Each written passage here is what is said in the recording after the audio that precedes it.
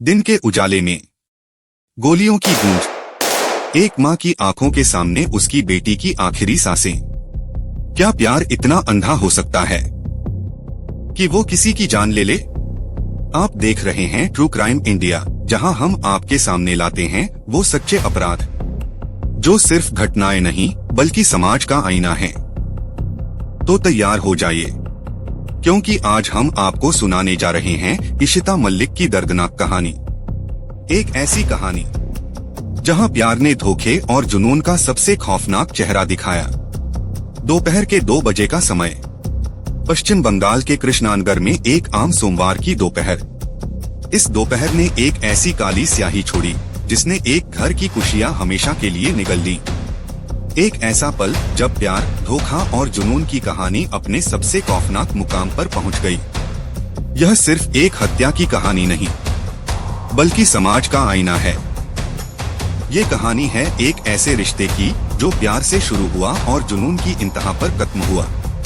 एक ऐसी खौफनाक वारदात जो दिन के उजाले में हुई और जिसने रिश्तों की उस डोर को हमेशा के लिए तोड़ दिया जिसे लोग प्यार कहते हैं। ये कहानी है 18 साल की इशिता मलिक की, जिसे उसके ही प्यार ने दिन दहाड़े मौत के घाट उतार दिया। पश्चिमी बंगाल का कृष्णानगर शहर अपनी शांति और हरी भरी वादियों के लिए जाना जाता है। 25 अगस्त 2025 को भी यहाँ सब कुछ वैसा ही था जैसा हर दिन होता है। धूप की हल्की गर्मी, हवा में शांति और लोगों के चेहरे पर रोजमर्रा की जिंदगी का सुकून। पर कोई नहीं जानता था कि इस सुकून के पीछे एक खौफनाक तूफान पल रहा था, जिसका शिकार होने वाली थी एक जवान लड़की इशिता मलिक। दोपहर 2 से 2:30 बजे के बीच इशिता अपने घर में थी, अपनी माँ और छोटे भाई के साथ। उनके पिता रोज की तरह अपने काम पर बाहर गए हुए थे। घर के अंदर का माहौल भी शांत था। इशिता अपने कमरे में थी और बाकी लोग घर के दूसरे हिस्से में। यह एक बिल्कुल साधारण सा पल था जो कुछ ही देर में खून के छींटों से लाल हो जाने वाला था। इशिता की मां ने अचानक एक तेज धमाके की आवाज सुनी। यह कोई सामान्य आवाज नहीं थी, यह गनशॉट की आवाज थी। उनकी रूह कांप गई और वह चीखते हुए इशिता के कमरे की ओर दौड़ी। लेकिन जब तक वह दरवाजे तक पहुंचती तब तक बहुत देर हो चुकी थी। उन्होंने देखा कि एक नौजवान हाथ में पिस्तौल लिए उनके घर से भाग रहा था। वह समझ नहीं पाई कि क्या हुआ। जब वह भागकर कमरे के अंदर गईं, तो उनकी दुनिया ही उजड़ गई। उनकी बेटी इशिता खून से लथपथ जमीन पर पड़ी थी। उसकी सांसें थम चुकी थीं। जिस घर में अभी कुछ देर पहले हंसी मजाक चल रहा था, वह घर अब मातम में डूब चुका था। यह सिर्फ एक दुखद घटना नहीं थी, यह एक गहरी और जटिल कहानी का परिणाम था, जिसमें एक तरफा जुनून और नियंत्रण की भावना शामिल थी। यह एक प्रेम कहानी का दुखद अंत था, जहां एक तरफा प्यार हिंसा में बदल गया और जिसने इशिता के परिवार को जिंदगी भर का दर्द दे दिया।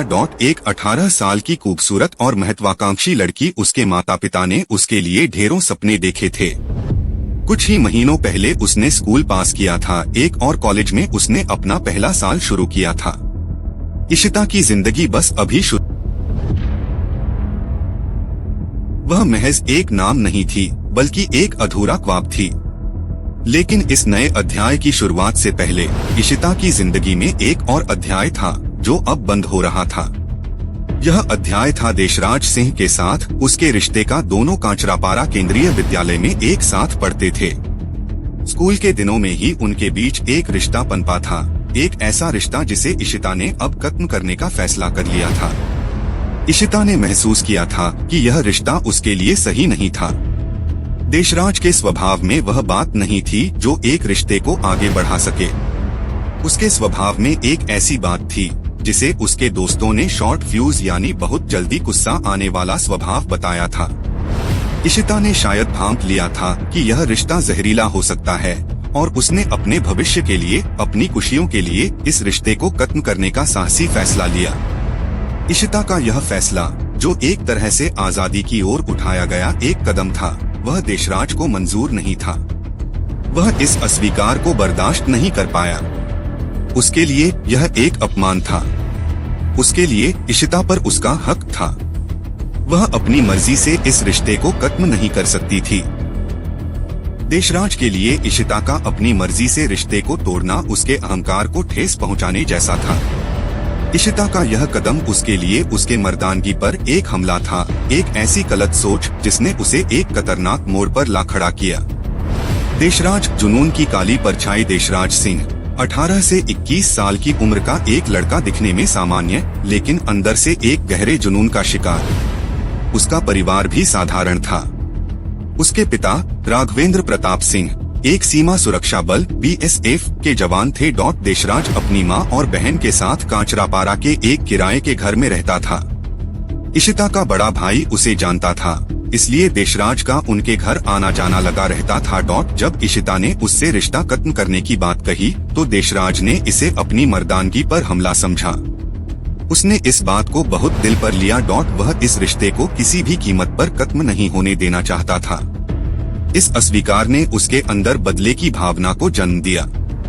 यह सिर्फ एक टूटे हुए दिल की कहानी नहीं थी, बल्कि एक ऐसे दिमाग की कहानी थी जो इशिता को अपनी निजी संपत्ति मानता था। वह उसे यह दिखाना चाहता था कि अगर वह उसकी नहीं हो सकती तो किसी और की भी नहीं हो सकती। उसका अगला कदम जो उसने उठाया वह इस कदर सोची समझी साजिश थी कि यह साफ था कि यह कोई भावनात्मक आवेश में उठाया गया कदम नहीं था। इस अपराध से पहले की एक बात जो सामने आई वह बताती है कि यह हत्या कितनी सोची समझी थी। हत्या से कुछ समय पहले देशराज ने सोशल मीडिया पर एक खतरनाक पोस्ट किया था। उस पोस्ट में वह अपनी कमर में पिस्तौल लगाए हुए था और कैप्शन में लिखा था, डेड बॉडी सून, यानी जल्द ही लाश। यह सिर्फ एक चेतावनी नहीं थी, बल्कि उसके खौफनाक इरादों का ऐलान था। यह पोस्ट दिखाती है कि उसने इस अपराध की पूरी योजना बनाई थी। वह सिर्फ इशिता को ही नहीं, बल्कि उसके परिवार के सदस्यों को भी मार डालना चाहता था। इशिता की मां और भाई इस मामले में चश्मदीद गवाह बन सकते थे और वह जानता था कि उन्हें भी रास्ते से हटाना जरूरी है। उसका जुनून अब सिर्फ प्यार के अस्वीकार तक सीमित नहीं था, यह पूरी तरह से नियंत्रण और बदले की भावना में बदल चुका था। जिस पिस्तौल से उसने इशिता को मारा वह भी उसने उत्तर प्रदेश से मंगाई थी। ये सब बातें बताती हैं कि यह कोई अचानक हुई घटना नहीं थी, बल्कि एक ठंडी और सुनियोजित हत्या थी जिसे उसने अंजाम देने के लिए पूरी तैयारी की थी। दोपहर के 2 बजे देशराज सिंह इशिता के घर पहुंचा। इशिता की मां ने उसे देखा और कहा कि उसे चला जाना चाहिए, लेकिन देशराज ने उन्हें बंदूक दिखाकर धमकाया और जबरदस्ती घर में घुस गया। वह सीधे इशिता के कमरे में गया, दरवाजा अंदर से बंद किया और कमरे के बाहर इशिता की मां और भाई बेबस खड़े थे। एक भयानक चुप्पी छा गई और फिर इस चुप्पी को चीरती हुई आवाजें आईं। 2-3 गोलियों की आवाज।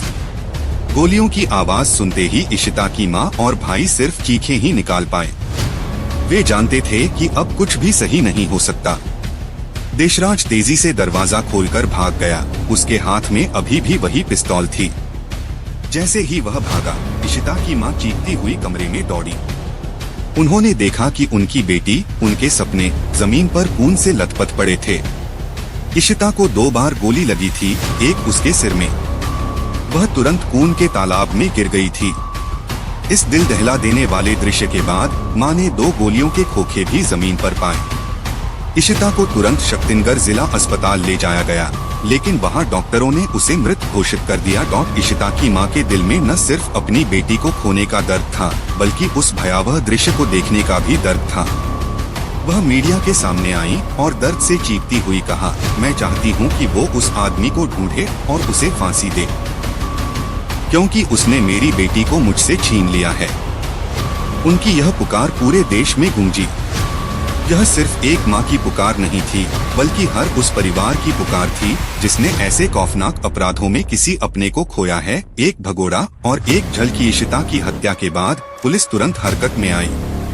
पुलिस अधीक्षक SP के अमरनाथ के नेतृत्व में एक विशेष टीम का गठन किया गया और आरोपी देशराज सिंह को पकड़ने के लिए एक जोरदार तलाशी अभियान चलाया गया।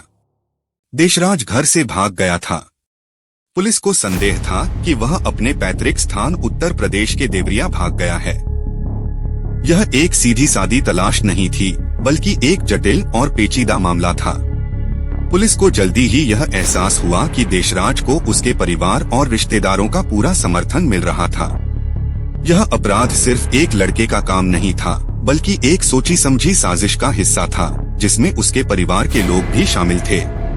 पुलिस को पहला बड़ा सुराग तब मिला जब उन्होंने देशराज के मामा कुलदीप सिंह को गुजरात के जामनगर से गिरफ्तार किया। कुलदीप पर सबूतों से छेड़छाड़ करने और देशराज को भागने में मदद करने का आरोप था। कुलदीप की गिरफ्तारी ने पुलिस के लिए रास्ता खोल दिया। उससे पूछताछ के दौरान पुलिस को पता चला कि देशराज अब उत्तर प्रदेश में है और वहां से नेपाल भागने की तैयारी कर रहा है। इस बीच एक और खतरनाक सच्चाई सामने आई। देशराज के पिता राघवेंद्र प्रताप सिंह, जो एक बीएसएफ के जवान थे, वह भी अपने बेटे की पहचान बदलने और उसे देश से भगाने में मदद कर रहे थे। देश की रक्षा करने की शपथ लेने वाला एक व्यक्ति अपने ही बेटे को अपराध से बचाने के लिए कानून से खिलवाड़ कर रहा था। पुलिस ने राघवेंद्र प्रताप सिंह को राजस्थान के जैसलमेर में हिरासत में लिया और उनके खिलाफ गिरफ्तारी का वारंट भी जारी किया। एक सप्ताह तक चली इस तलाश के बाद पश्चिम बंगाल पुलिस की एक टीम ने देशराज को उत्तर प्रदेश के महाराजगंज जिले में भारत नेपाल सीमा से सिर्फ 7 किलोमीटर दूर एक गाड़ी में पकड़ा। वह फर्जी आधार कार्ड और फर्जी बीएसएफ पहचान पत्र के जरिए नेपाल भागने की कोशिश कर रहा था। इस गिरफ्तारी के साथ एक खतरनाक भगोड़ा पकड़ में आया, लेकिन कानून की लड़ाई अभी शुरू ही हुई थी। मुख्य घटनाक्रम कृष्णानगर हत्याकांड। मल्लिक की कहानी महज एक कत्ल की कहानी नहीं है। यह उन सभी लड़कियों की कहानी है जो अपनी जिंदगी के फैसले खुद लेना चाहती हैं। यह उन सभी युवाओं की कहानी है जो रिश्तों में सम्मान और बराबरी की तलाश करते हैं। यह एक ऐसी घटना है जो हमें यह सोचने पर मजबूर करती है कि हमारा समाज प्यार और जुनून के बीच के अंतर को कहां पर खो रहा है। यह एक ऐसी त्रासदी है जो हमें यह भी याद दिलाती है कि एक इंसान का प्यार अगर वह जुनून की हद तक बढ़ जाए तो वह सबसे बड़ा हथियार बन सकता है। इशिता का अपने रिश्ते को खत्म करने का फैसला उसके आत्मसम्मान की जीत थी, लेकिन बदले में उसे अपनी जान से हाथ धोना पड़ा। इस कहानी का दर्द यह है कि अगर आप किसी रिश्ते में खुश नहीं हैं, तो उससे बाहर निकलना ही सही होता है। लेकिन इस समाज में किसी का ना सुनना भी कुछ लोगों को बर्दाश्त नहीं होता। यह घटना हमें यह भी सिखाती है कि हमें अपने बच्चों को रिश्तों की सही समझ देनी चाहिए। उन्हें सिखाना चाहिए कि किसी के भी ना का सम्मान करना ही सच्चा साहस है। और हमें यह भी सोचना चाहिए कि कैसे ऑनलाइन प्लेटफॉर्म पर की गई छोटी छोटी चेतावनियों को गंभीरता से लिया जाए, ताकि ऐसी त्रासदी को टाला जा सके। यह कहानी न्याय की लंबी और कठिन लड़ाई को दर्शाती है, जहां पीड़ित के परिवार को अभी भी न्याय के लिए इंतजार करना पड़ रहा है। हमें यह सुनिश्चित करना चाहिए कि इशिता की आवाज हमेशा जिंदा रहे। यह कहानी हमारे समाज के लिए एक दर्पण है जो हमें दिखाता है कि हमें अभी कितनी दूर तक जाना है। अंत में यह कहानी आपको एक महत्वपूर्ण संदेश देती है। अगर आप या आपके आसपास कोई भी ऐसे जहरीले रिश्ते का शिकार है, तो कृपया मदद मांगे। चुप्पी तोड़ना ही पहला कदम है। इस कहानी को ज्यादा से ज्यादा लोगों तक पहुंचाएं, ताकि यह न सिर्फ एक हत्या की कहानी रहे, बल्कि जागरूकता का एक जरिया बन सके। इस वीडियो को लाइक करें, शेयर करें और हमारे चैनल को सब्सक्राइब करें।